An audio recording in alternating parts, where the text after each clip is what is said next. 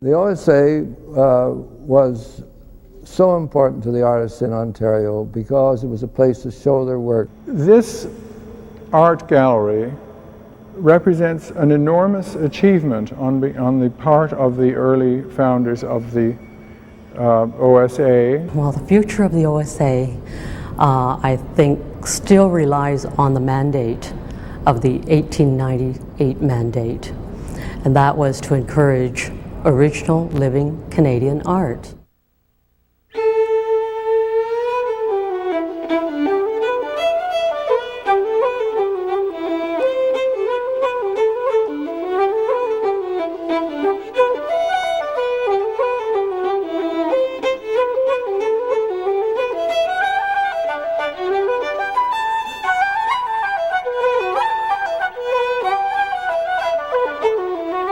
How does a new country get the art it needs to show its own face and tell its own story? In the years immediately following Confederation, Toronto, with a population of just over 50,000, still had no picture galleries as we know them. There was no place in which to study art except as a studio apprentice or a private pupil. And the publicly funded art institutions we take for granted were not even in the planning stages.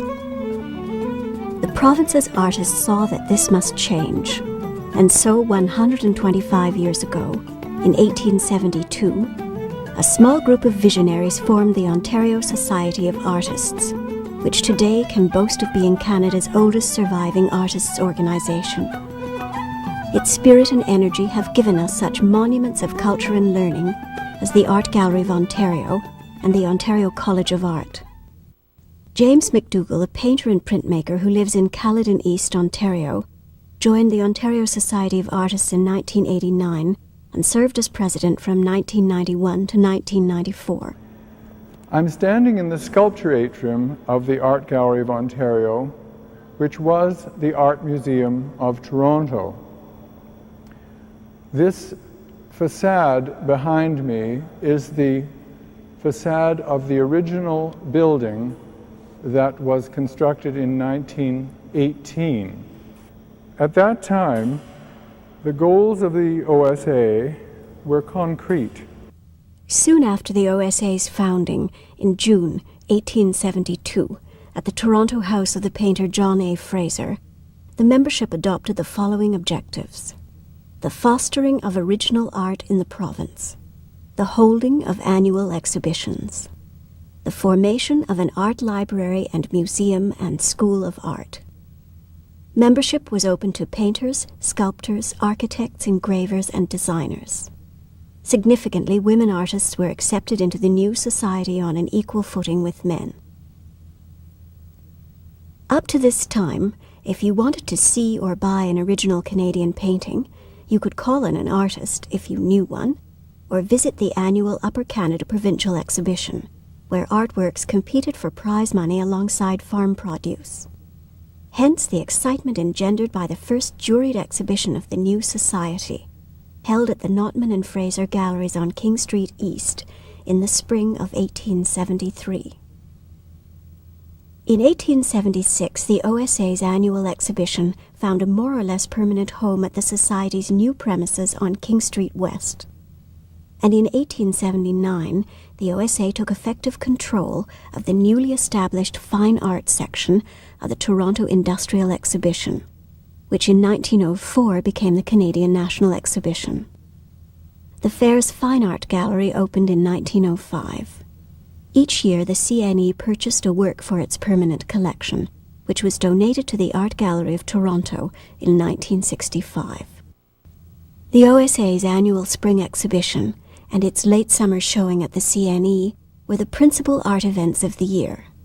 And having a work accepted by the jury was a major step forward for an aspiring painter, sculptor, or printmaker.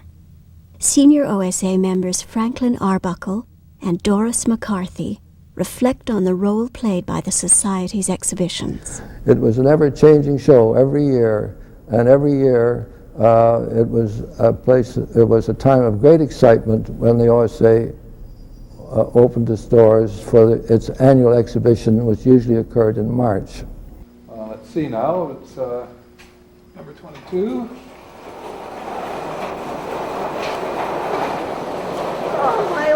Lauren, my child. There it is. Heart's Eye View of Barashwa. When I first started exhibiting with the OSA annual exhibition, the routine was that you had to be accepted in the annual exhibition 3 times in a row before you were eligible to be considered for membership. One of the great excitements was when every year there were acquisitions made from the annual exhibition for the gallery, and for other public collections. I think there was a collection at the Parliament buildings, and those would be chosen very often. This was the place where you saw the best work that was being done every year. The task of achieving the other main goals adopted by the OSA in 1872 was laid at the feet of the well-connected painter Lucius R. O'Brien. He set out to convince the Ontario government that the province would benefit from a collection of contemporary Canadian artworks housed in a public museum. True, since 1875, the Ontario government had been making annual purchases from OSA exhibitions. These were displayed in both the legislature and the Educational Museum in the Toronto Normal School, as the Teachers' College was then called. However, the artists did not consider these overcrowded venues to be adequate. To move the government from assent to action took almost half a century of bridge building between the art world and Toronto's business and social elite, before the gallery finally opened on Dundas West. Now, one of the other major 4 initial intents of the early members of the OSA was the development of a school of art, which they got onto very quickly after founding the society. As early as 1876, the OSA was operating a coeducational art school in the Society's King Street West premises. Soon the executive was working to interest the provincial government in the importance of good art and design training for the manufacturing industries, which were promising Ontario a prosperous future. The Ontario School of Art, later renamed the Central Ontario School of Art and Design, moved to the Normal School building in 1882. Finally, in 1912, the government-funded Ontario College of Art received its charter. 9 years later, in 1921, the college transferred to its new premises, designed by its principal George Reed, an OSA past president. From the outset, these various schools were all largely staffed by OSA members. Franklin Arbuckle, who graduated from the OCA in 1931, recollects. My teachers were there, including J.H. MacDonald, Fred Haynes, J.W. Beatty was our landscape teacher. It was sort of a hands-on situation where you could see what your teachers did, and you attempted to not only emulate them, but to do better. The first 3 decades of the 20th century were years of conflict and glory for the OSA, as artists struggled to discover a distinctive Canadian idiom at a time when modern European art was in turmoil. Some members resigned from the society either collectively or singly, but many fine artists remained, among them Tom Thompson and most of the painters who formed the Group of 7 in 1920. OSA members were also prominent among the painters officially commissioned to record overseas military and home front activities during World Wars I and II. Now, among the many other accomplishments of the OSA was the establishment of the Royal Canadian Academy. That happened in 1880, and of course it is the society of greatest prestige in our country as far as the artists are concerned. In 1879, the Marquess of Lorne, Canada's Governor-General, turned to the OSA and to its sister society, the Art Association of Montreal, for help in creating the Royal Canadian Academy of Arts. Its objectives were the promotion of art schools, excellence in Canadian design, and the development of a national picture gallery in Ottawa. OSA members dominated the first exhibition of the new society, held in Ottawa in the spring of 1880, and OSA Vice President Lucius O'Brien was appointed president. There were many other children of the society as well. the Sculpture Society of Canada, the Canadian Society of Painters in Watercolor, the Ontario Architects Association, the Graphic Society, many other things. Which meant that there were 4 exhibitions every year at which a local artist could submit and possibly be hung in this greatest of all art galleries. The tradition of holding the OSA's annual spring exhibition at the gallery, which dates back to 1910, was finally broken in 1967-68, as Doris McCarthy relates. I was president of the OSA when it happened, and I fought, but I fought in vain. And we were eased out. Well, no longer then did it have the excitement of the location and the throngs of people that used to come to the openings. We were hard put to find a place to show the annual exhibition, and there was no place that was comparable to this place in status or facilities. Even facility, I'm sure. No. Yeah. So that the annual exhibitions lost a great deal of their glamour.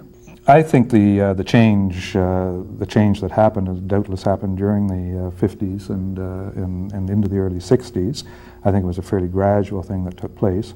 Was a change in the OSA to some degree, and that it, for a number of reasons, was not in fact attracting.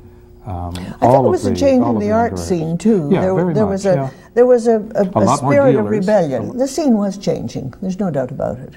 And the gallery was changing. And the gallery was looking abroad and wanting to become international. The other tremendous factor was the seriousness with which abstraction was taken. Yes, of course. But we, and that must have been very divisive. And in a lot of the OSA ways. was slow, I think, to get on that particular bandwagon. Although exhibitions and art education have been the OSA's primary preoccupations from the beginning, over the years the Society also worked for a number of other worthy causes. Among them, there was a tremendous interest in the preservation of forest lands and natural sites. The OSA members, early members, paid a great deal of importance in decisions that were made to set aside parkland. Here's a part of Northern Ontario that was really preserved by the OSA members through their painting. Later, this part of Canada became part of the Killarney Provincial Park. the OSA's single most important victory of this kind was its crusade, led by A.Y. Jackson in the 1930s and by Eric Aldwinkle in the 1950s, to save Northern Ontario's La Cloche Hills from uncontrolled clear-cutting.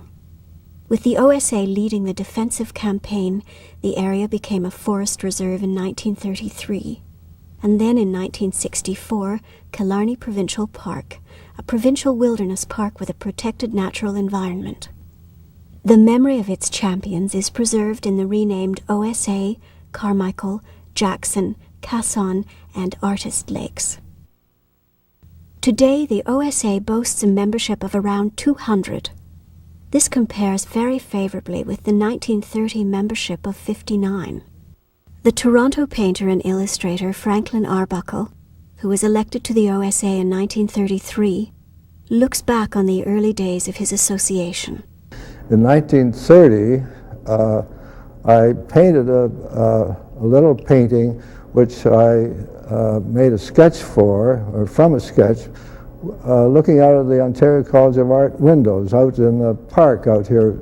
And it was a winter's day and sawing and that sort of thing. So I made that little painting, and I had with a great deal of nerve on my part, I sent it in to the Ontario Society of Artists exhibition, and believe it or not, it was accepted.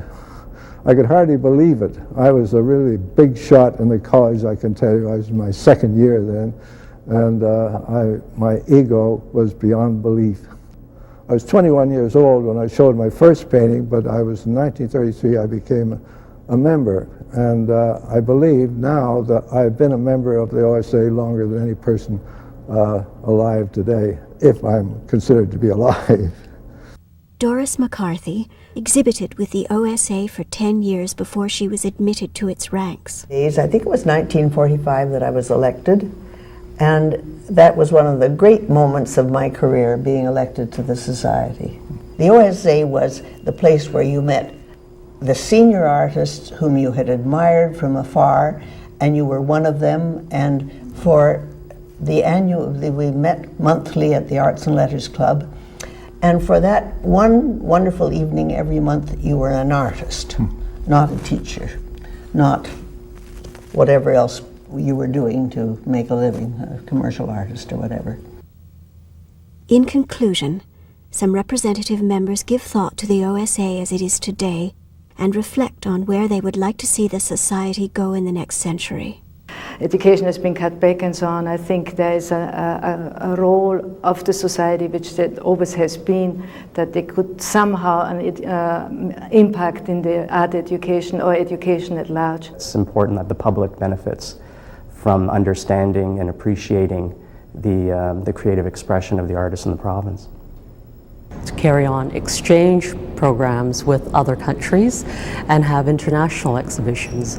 I'd like to see the Ontario Society of Artists get involved with making sure that people have more original art in their homes. We're not finding support from the government funding right now, and we need a group to stand up and support the arts community and bring that to light. And what I hope for the future is that the OSA will continue to be the proving ground for young artists, that every young artist in Ontario will aspire to be accepted by the OSA as a member.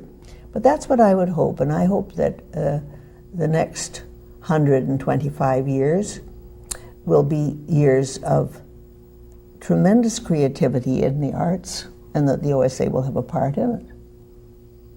Noble words, and I think that's probably exactly what was said 125 years ago when they and it was sat down true then. Yes, absolutely. And so it can be true and again. And it can be true again. Well, amen.